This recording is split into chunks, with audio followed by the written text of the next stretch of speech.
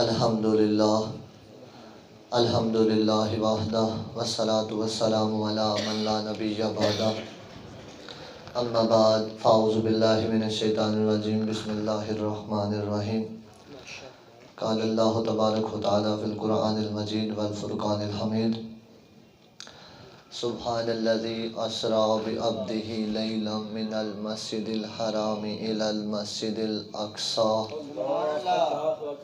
الذی بارکنا حولہ لنریہ من آیاتنا انہ هو السمیع العلیم قال اللہ تبارک و تعالی فی مقام آخر رضی اللہ عنہم ورضوا عنہ قال اللہ تبارک و تعالی فی مقام من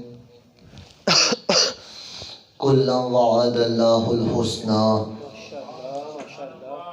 صدق اللہ وصدق رسولہ النبی الکریم الامین ان اللہ وملائکتہ یصلون علی النبی یا ایہا الذین آمنوا صلوا علیہ وسلموا تسلیما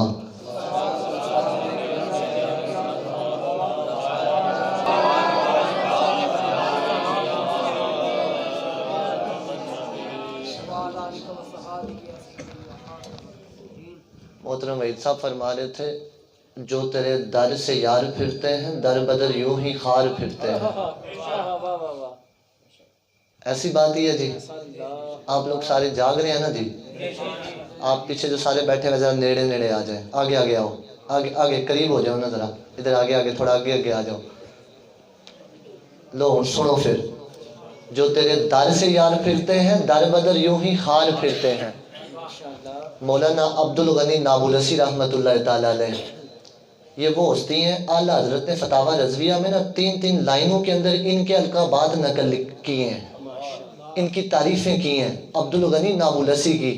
کیوں فرماتے ہیں؟ اس وجہ سے کہ مولانا عبدالغنی نابلسی نے ایک گل لکھی اپنی کتاب دے اندر. آپ نے فرمایا میرے کان اس واسطے نہیں بنے کہ میں حضور دے خلاف گل سنا, میرے کان اس واسطے نہیں بنے کہ میں حضور دے خلاف گل سنا. آپ نے یہ بات لکھی, وہ آخری کتاب تھی, دنیا سے انتقال کر گئے, مہلت نہیں ملی, انتقال کر گئے. اب دیکھو ملتا ہے کیا کیا ایک بار مدینے میں جا کے دیکھ. حضور بادشاہ وقت کی خواب میں آ گئے. فرمایا یہ جو میرے روزہ انور پہ مواجہ شریف پہ جالی لگی ہے نا, اسے نکال کے عبدالغنی نابلسی کے روزے پہ لگا دو. ملتا ہے کیا کیا ایک بار مدینے میں جا کے دیکھ. سمجھ آئی بات کی؟ یہ کرم ان پہ ہی ہوتے ہیں جو حضور کے در پہ آتے ہیں. سمجھ آئی بات کی؟ جو حضور کے در سے دور پھرتے ہیں نا, در بدر یوں ہی خار پھرتے ہیں.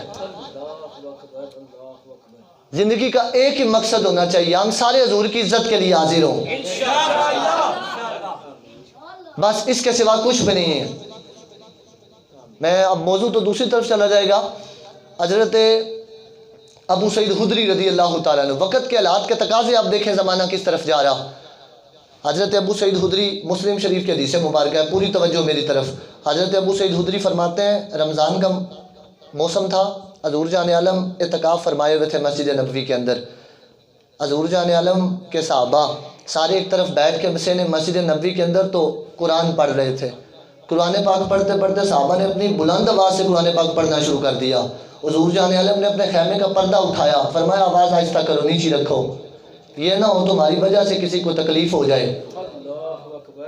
تمہاری وجہ سے کسی کو تکلیف ہو جائے. فرمایا جس رب کے لیے تم پڑھ رہے نا وہ نیچی آواز کو بھی سن لیتا ہے. اب توجہ رکھنی ہے میری طرف. جو میں بات کرنے لگا ہوں, بات یہ کرنے لگا ہوں کہ پڑھا جانے والا رب کا کلام ہے. جدھر پڑھ رہے ہیں صحابہ وہ جنت کا ٹکڑا ہے, اور پھر پڑھنے والے کون ہیں؟ رضی اللہ عنہم ورضوا عنہ, کہ جن سے رب بھی راضی ہے, رب کا رسول بھی راضی ہے. وہ پڑھ کلام رہے ہیں, جب وہ پڑھے تو حضور فرماتے ہیں آواز کو نیچی رکھو, کسی کو تکلیف نہ ہو جائے. کہ قرآن پڑھتے ہوئے بھی مسجد میں آواز آہستہ رکھو. میں نے کہا رب کا کلام پڑھتے ہوئے اونچی آواز سے پڑھنے کی اگر حضور نے اجازت نہیں دی ہے تو مسجدوں کے اندر ڈھول بجانے کی اجازت کس نے دے دی؟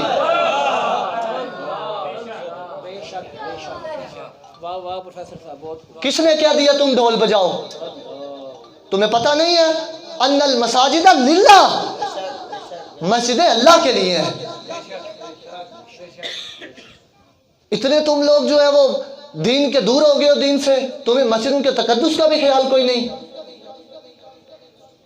اعلیٰ حضرت بریلوی رحمۃ اللہ تعالی علیہ جب آپ نے یہ حدیث مبارکہ نقل کی نا فتاوی رضویہ کے اندر, توجہ ہے جی میری طرف, اعلیٰ حضرت نے جب یہ حدیث مبارکہ نقل کی نا تو اس کے نیچے یہ واقعہ بھی لکھا. فرماتے ہیں میری مسجد کے اندر بھی ایک شخص مسجد میں پاؤں اٹھا کے چل رہا تھا.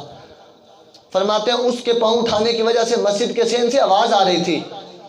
میں نے اسے فرمایا رک جا, تجھے پتہ نہیں کہ مسجد کے اندر تو اونچی آواز سے قرآن پڑھنے سے بھی حضور نے صحابہ کو منع فرمایا تھا. اگر تو نے مسجد میں چلنا ہے تو فرمایا پھر اپنے یہ آگے انگوٹھے ہیں نا, انگوٹھوں اور ایڑیوں کے بل چلنا ہے. اتنا ادب مسجد کا رکھا. وہ اقبال بھی رو پڑا, اقبال رویا, وہ کہنے لگا مسجد مسیحا ہے کہ نمازی نہ رہے. کیوں؟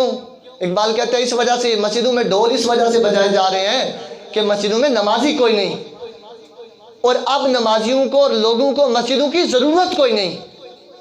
اگر مسجدوں میں لوگ جاتے تو پھر ڈھول تو نہیں بجنے تھے نا حضرت. اب وہ کھنڈرات بن جائیں گی, لوگ سیر و تفریح کے لیے مسجدوں میں جاتے ہیں. یہ رہ گئی مسجدوں کا مقام تمہاری نظر میں. ہم نے ان کو چھوٹ دی تو انہوں نے مسجدوں کی بے حرمتی کی, انہوں نے مسلمانوں کی غیرت کو للکارا. مسجد مسیحا ہاں ہے کہ نمازی نہ رہے, یعنی وہ صاحب اوصاف حجازی نہ رہے. اقبال کہتے ہیں وہ بندے کوئی نہیں رہ گئے وہ والے, ان لوگوں نے کہا دی لوڑ ہے. اب لوگوں کو ضرورت کیا؟ لوگوں کو مسجدوں کی ضرورت کوئی نہیں, اب لوگوں کی کلبوں کی ضرورت پڑ گئی, اب لوگوں کو جم خانوں کی ضرورت پڑ گئی. اب جا کے وہاں پہ ڈولے بنائیں. کیوں جی؟ وہ ڈولے اور وہ طاقت وہ کس کام کی جو حضور کی عزت کے کام نہ آ سکی؟ کیوں جی؟ حضرت عبداللہ ابن مسعود حضور جان عالم ایک باغ میں تشریف لے گئے. صحابہ باغ کے نیچے بھی موجود تھے, حضور جان عالم بھی باغ کے ایک درخت کے نیچے جلوہ گر تھے. حضور جان عالم نے حضرت عبداللہ ابن مسعود سے فرمایا کہ آپ کھجور کے کچھ پھل اتاریں. حضرت عبداللہ بن مسعود یہ اوپر چڑھے نا جب, تو آپ دی بالکل سکی جی جان سی تھوڑی سی, تو حضرت عبداللہ بن مسعود کی یہ پنڈلیاں کھل گئیں. ایسے پنڈلیاں کھلی تو وہ پتلی پتلی پنڈلیاں دیکھ کے تو صحابہ ہنس پڑے. جب صحابہ ہنسے نا تو حضور جان عالم صلی اللہ علیہ وسلم کو یہ بات پسند نہیں آئی. حضور نے فرمایا ہنسو مت, تمہیں پتہ نہیں یہ عبداللہ ابن مسعود کی پنڈلیاں ہیں اور پتہ ان کا کیا مقام ہے. فرمایا یہ ہیں پنڈلیاں دکھنے میں پتلی پتلی, پر فرمایا میرے رب کی بارگاہ میں یہ احد پہاڑ سے زیادہ وزنی ہے. سمجھ آئی بات کی؟ ایڈے وڈے ڈولے تو وہ اگر حضور کی عزت کے لیے کام نہ آ سکے تو حضرت عبداللہ بن مسعود کی وہ پتلی پتلی پنڈلیاں کام آ گئیں تو اور کی چاہیے انہاں ڈولیاں نو اگ لانی. آپ لوگ اٹھیں حضور کی عزت کے لیے, یہ وقت بڑا مشکل ہے. قبلہ ہمیں حضور کی عزت کے لیے اور یہ اوپر ان سارے چوروں سے جان چھڑانی ہے. چھڑانی ہے نا جی, چھڑانی ہے نا جی. 72 سال ہو گئے پاکستان کا کچھ بھی نہیں بنیا ہے. کیوں نہیں بنیا ہے؟ امیر امیر تار ہو گیا, غریب غریب تار ہو گیا, اس کی کمر ٹوٹ گئی. جو بھی اٹھتا ہے وہ لوٹتا ہے, اپنا پیٹ بھرتا ہے, پاکستان کو قرضے میں کرتا ہے اور چلا جاتا ہے. اپنی نسلیں سنوارتے ہیں اور سامان 100 برس کا اور پل کی خبر نہیں. لیکن یہ قبر کی مٹی پیٹ کو بھر سکتی ہے. اللہ رب العزت ہمیں اسلام کے لیے اور حضور کے دین کے لیے کوشش کرنے کی توفیق عطا فرمائے. تاجدار ختم نبوت. بات جس مسجد وزیر خان کی بے ادبی کی گئی نا, پتہ ہے اس کے بعد کیا لکھا ہے؟ توجہ ہے جی میری طرف؟ اے گل اپنے پلے بن لینا, تینوں گھر جا کے ایک بار سوچنا ضرور کہ جڑے شاعر نے وہ شعر لکھا نا, انہیں وہ کس واسطے لکھیا. شاعر نے کیا؟ محمد عربی آبروئے ہر دو سراست, کسے کے خاک درش نیست خاک برسریو. محمد عربی آبروئے ہر دو سراست. شاعر کہندا ہے کہ حضور ہی دونوں جہان دیاں عزتاں ہن تے حضور دی وجہ تو دونوں جہان دیاں عزتاں سلامت ہن. تے جڑا حضور دے در اقدس دی خاک نہیں بنیا اس نو اپنا لیڈر مت بنا, اس نو اپنا پیشوا مت بنا, او دے سر دے وچ مٹی پا. تے جڑا حضور دے در اقدس دی خاک بنیا وہی زمانے دا مدینے دا وہی زمانے دا تاجدار بنیا. جڑا حضور دے در اقدس دی خاک بنیا تو وہی زمانے دا تاجدار بنیا. تاجدار ختم نبوت, تاجدار ختم نبوت, تاجدار ختم نبوت. غازی تیرے جان نثار بے شمار بے شمار, غازی تیرے جان نثار بے شمار بے شمار, غازی تیرے جان نثار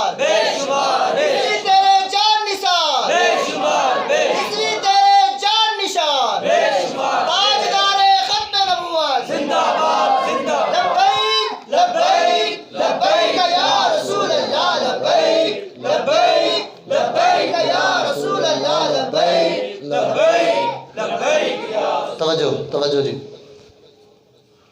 شب معراج النبی صلی اللہ علیہ وآلہ وسلم کے ذکر کے لیے جو آیت مبارکہ میں نے تلاوت فرمائی ہے، سبحان الذی اسری بعبدہ لیلا من المسجد الحرام الی المسجد الاقصی.